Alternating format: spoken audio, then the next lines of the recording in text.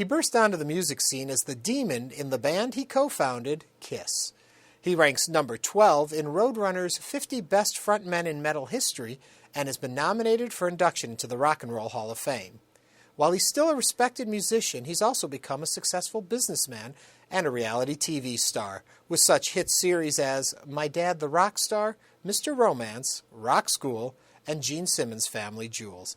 Hello, I'm Ernie Manous. Coming up on Interviews, our conversation with rock and roll legend Gene Simmons.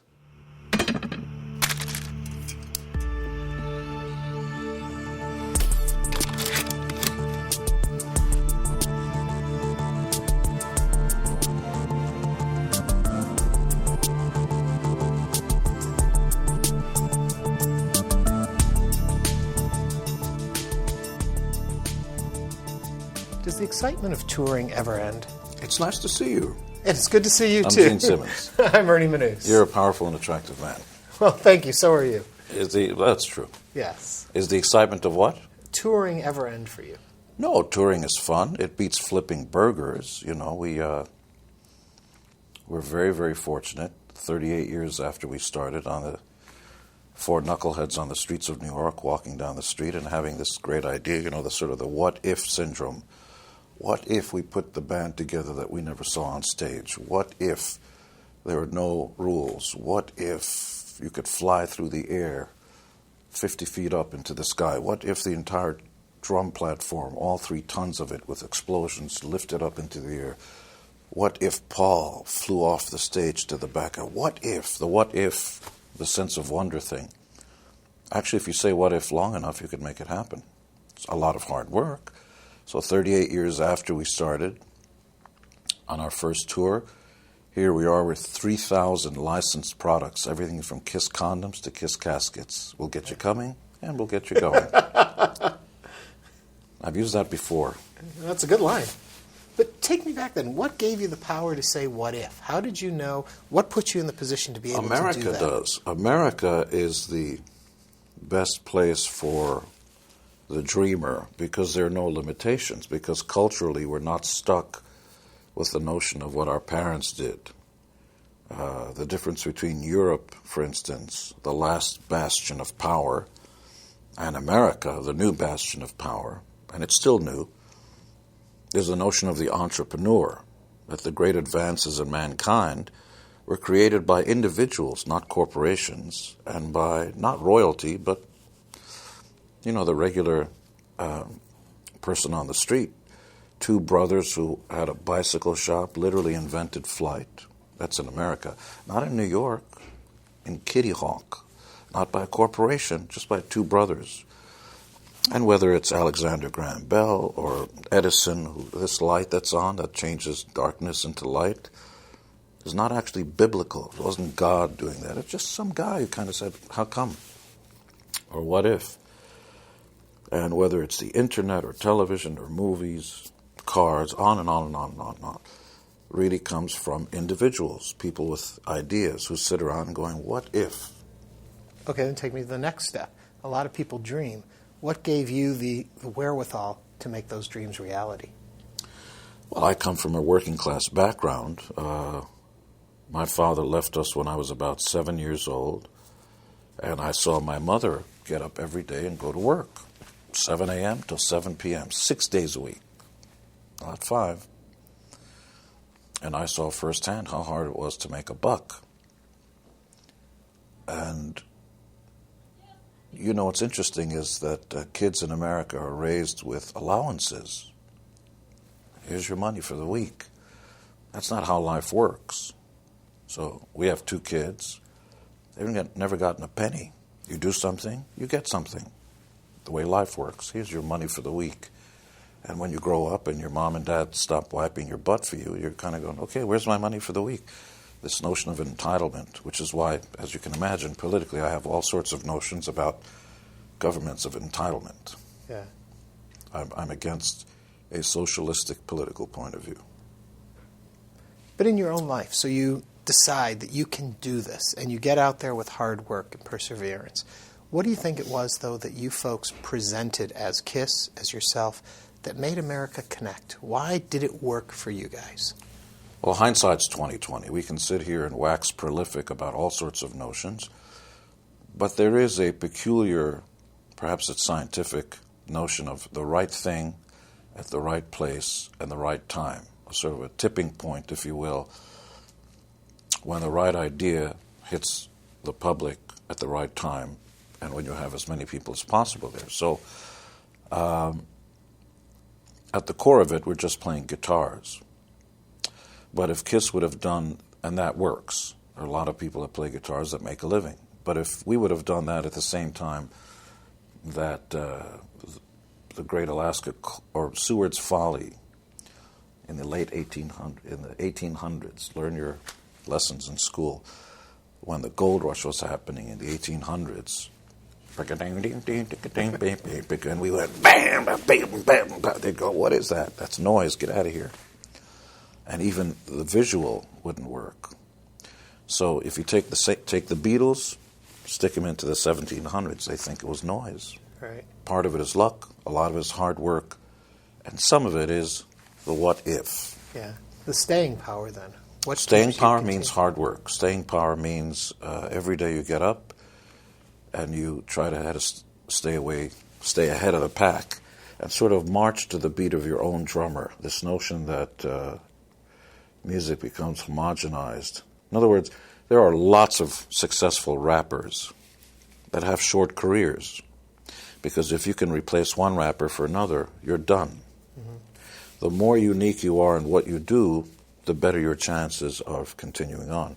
So when you take a look at bands, sometimes it's musical. Take a look at a band like AC/DC.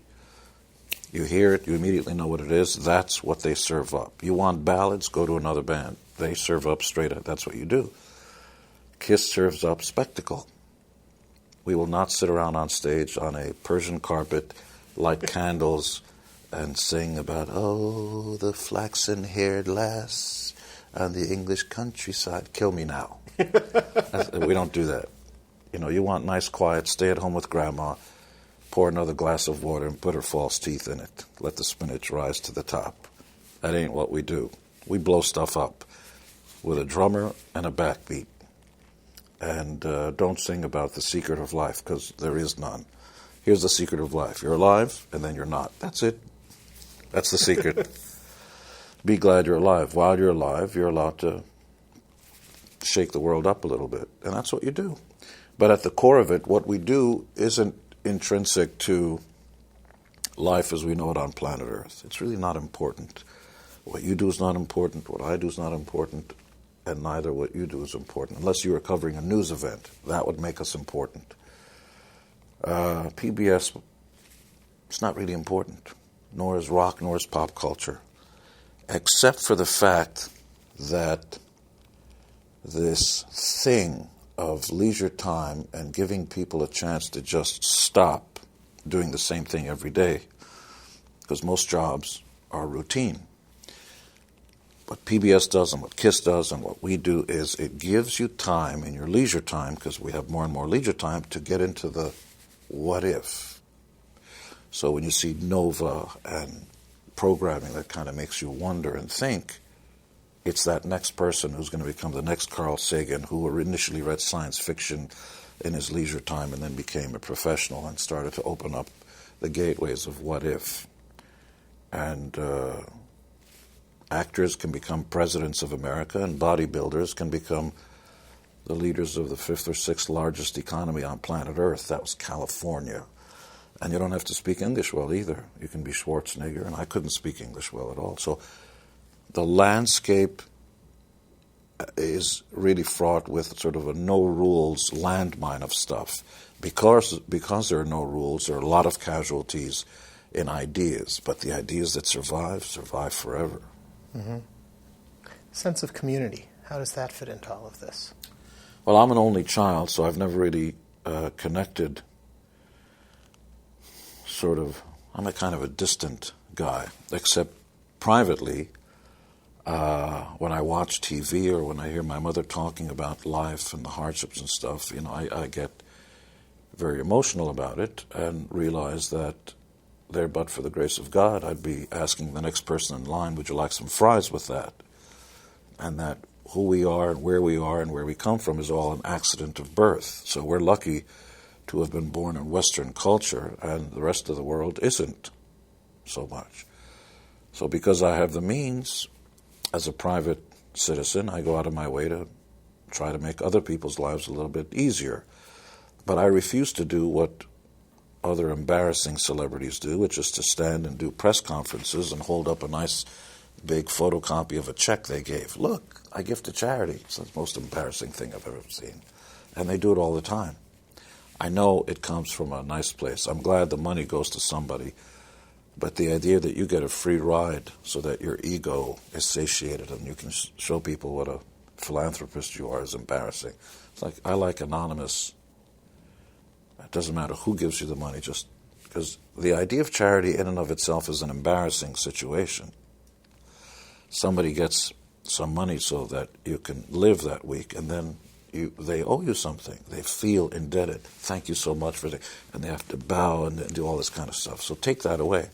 I'm also less a fan of charity and more a fan of hard work. I don't want to give somebody money. I want to give them a job. Mm-hmm. You do a job, you don't have to thank anybody. You earn that money. When you talk about earning money, one thing that a lot of people cite is the merchandising and the idea of branding KISS and how you put it out into the marketplace is really what held on and made you the most successful part of all of this, is that you put KISS in everyone's lives in a way. Well,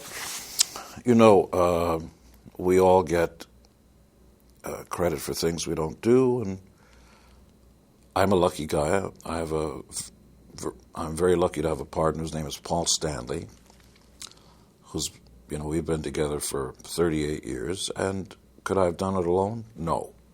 Could he have done it alone? No. It always takes, I don't want to go into the cliche, it takes a village and stuff, but everybody's got different fields of expertise or passions, areas that they will work harder for, and mine is in the second word. See, most people think it's called music, but it's actually, if you believe in truth in advertising, it actually says music business. The word business is right up there, right next to music, or show business. And there is no business like show business, like no business. I know.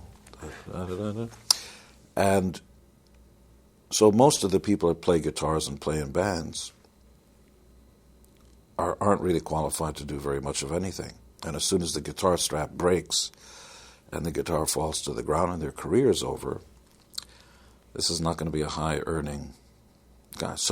But that's their responsibility. While you're in the seat of power, it's your responsibility to educate yourself, find out the way structure works, find out what due diligence means. These all sound like big words like gymnasium, but it's still your responsibility. And for the first time in history since the Gutenberg Bible, the intelligentsia and the royals weren't the only ones who held the power of knowledge. Mm-hmm.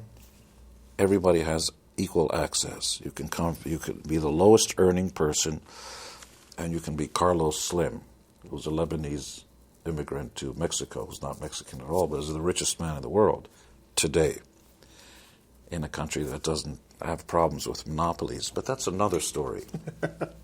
That's how you become the richest, by being a monopoly. But what it really means is that no matter how much you earn, no matter how much you know or don't know, you can have the same access to power that the high-end people have. And that means you have the ability to keep pushing yourself up. But how do you know what's right to create for, in a sense, the merchandising word? How do you know what's going to work, what's not? Where have the successes lie? You don't. You learn to listen. People will tell you what they like, which is why there's an interesting example of what I'm talking about. Steven Spielberg, who I've met and listened to, obviously, is the most successful filmmaker of all time. Every single one of his movies has made at least $100 million, without fail. Nobody has equaled that record. And he's done everything from Jewish concentration camp stories to aliens from other worlds, to Color Purple, to all kinds of stuff. Every single one is made 100 million north. What he does is he makes a movie his way. He's also part owner of DreamWorks. Nobody's going to tell him what to do, how to think, how to edit. But he does a strange thing. After he gets his movie exactly the way he wants it, he will take his movie and go to Ypsilanti, Michigan, and he'll sit down with people who are completely unqualified pretty much to do anything, especially tell him how to edit his movie, and he will listen to them with what's wrong with his movie. They'll say, I didn't like the ending, I don't like that person, I don't like that actor. And then he goes back and he changes it. He listens to the most unqualified people because ultimately you, PBS, KISS, everybody is in one business, the people business. And no matter what we think of them, whether they're the great American, populists or the unwashed masses, you can make any point of reference you like. They are the bosses. We just work here. And where does art fit into this? Art is, for my estimation, should be the name of a guy. And that anybody who calls what they do art should have a sign that says, shut up. I don't have the right to say anything about what I do. It's up to them to tell me if it's art. You can do anything you like, but you're not the one that determines if it's art. They do.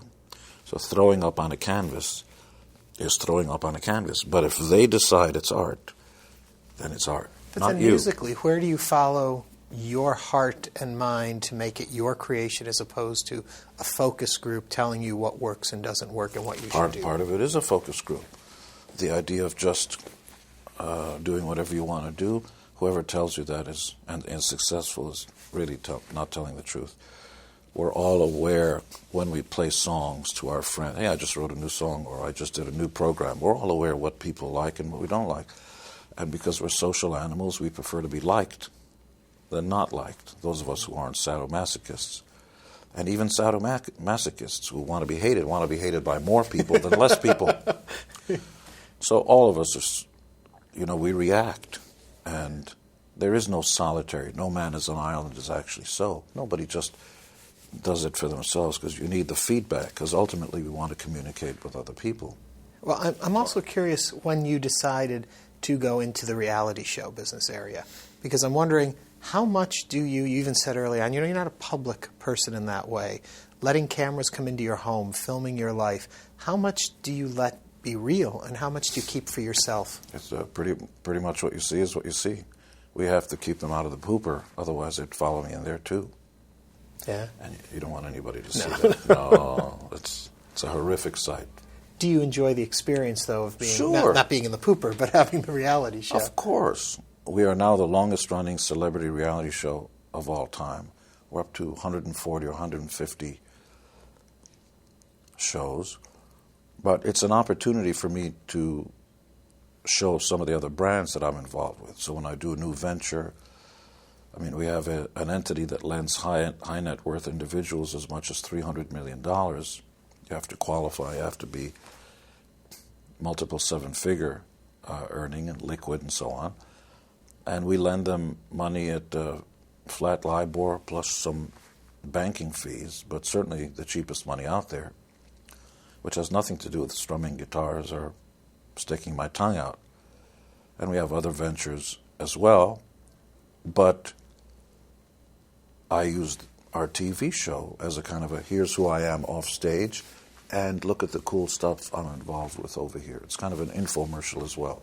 Yeah. I think that's the thing people will be most surprised with is that your life is not just music, that there is so much more to it. There's so many other elements. But all of us. When you take off your nice jacket and he stops rolling the camera, you go back and you do other stuff. None of us are one-trick ponies. But I would say the success in my life, where most of my effort has been put, is into the television career. So far. Good point. But the drive to continue is what fascinates me. Well, I think that has to do with personalities. There are A-types and so on. Most people are afraid of getting up on stage, and I'm not. I like being judged. You have to have a loose screw, I think. Yeah. Be a certain kind of personality. and the little boys are on one side of the room and the little girls on the other side of the room, and they put the music on, there's going to be that first boy that crosses the room to ask that first girl to dance. Mm-hmm. Yeah. What did your mom think of all of this? I'm an only child, so I'm the king. Yeah? Anything I want, anything I do. I have a funny story. In the days before cell phones and everything, we were very poor. There was one phone in the house, and I'd come back from work because I always worked, and I'd run right into the bathroom because I wouldn't want to go in public. And so all my friends would call it the phone would start going. And my mother, in her thick Hungarian accent, would say, "The king cannot come and talk to you. He is on the throne." And she would laugh. My mom. Now that's a reality show all by itself. Yeah. What did she teach you about life? And I ask that because of what she experienced. And you mentioned the Holocaust. How does that then translate to a child? How did you understand where she came from? Well, I will tell you that my mother should be teaching everybody about life, because her perspective is perhaps the most profound notions about life I've heard. And I've read the existential philosophers and Nietzsche, Kierkegaard, Kant, and what it is, who we are, what does it all mean, and all this kind of stuff. And my mother is very succinct. By the way, that's the correct way to pronounce that word, not succinct. It's like success, succinct. In her own words, translated from Hungarian, which is her native language, every day above ground is a good day. You wake up, you're alive, you win. That's all there is. So we all complain about traffic jams. I had a bad hair day. In my case, I always have a bad hair day. I love being everything. So even though I can buy this building, I don't wear the accoutrement, the jewels and the bling. My best bling is me. And that's what she teaches. Very softly, without preaching. Because the fact that my mother still believes in humanity, after having been treated like that by the animals, where an entire nation went insane. The entire population of Germany went out of their minds in World War II and was capable of horrors that we never dreamed of. The fact that she still believes in the goodness of humanity is the greatness of my mother. She's better than I am, because I would never forgive. Mm-hmm. How do you think you do that, though? It's part of your DNA. That's what makes my mother great. She happens to be my mother, but this is as great a human being as ever walked the face of the planet. Yeah. How do you impart those lessons onto your children? Well, for one thing, never negotiate with kids for 3 reasons. They don't have life experiences. Anything that they do that's a mistake, they don't have to have the repercussions for. And most importantly, I'm bigger than you are. That's really it. Yeah. So no drugs, no booze, no nothing. Work hard. Do well in school, because that's your job. You don't have any other job. You must do well in school. Behave. Just the ABCs of being a good person. And then when you leave us, you're on your own. But don't come to me if you mess up. Yeah. When you say no drugs, I think a lot of people are still surprised by that there is such a separation from the ultimate rock band to the lead guy having nothing to do with drugs. Well, if you take a look at the 2 guys that did use drugs and alcohol and stuff, they've gone Chapter 11 3 times. They've been thrown out of the band 3 different times. There's no secret. You can't run a long-distance race with your vision or anything impaired. You just will not last. So other than the dentist's office, I've never been high or drunk in my life. Period. But that's a choice. Never tempted, never in the heyday of Well, but when you rock and take a roll. look at a drunk, the girls will, oh, he's drunk, let's all run to him. Oh, I can't wait to see what he's going to say. Yeah. Body appendages don't get bigger. because if they would, I might try it. Appendages don't get bitter. Your brain doesn't increase in size. There's no vitamins, no minerals. Nothing happens. If you're drunk, you throw up on somebody's shoes. You smell like poop. Costs money. You're never going to say anything witty. The next day, your head's going to hurt. It costs you money, and you smell like a garbage pail. Drugs is even worse. So tell me what about it works. Yeah. If you can show it to me, I might consider it. Last thing before I let you go, what's next for you? Is there a big game plan? The big game plan is to go where I've never gone before. I'm a rat that knows this maze well. I can get to the cheese pretty fast. If you go tonight, you'll see 70,000 people here who are going to have the time of their lives with a very limited show because we're not allowed to bring our full show here. But we'll shake it up a little bit. Well, thank you for taking the time to talk to us. It was a pleasure to talk to me. A pleasure. Gene Simmons. Now get out.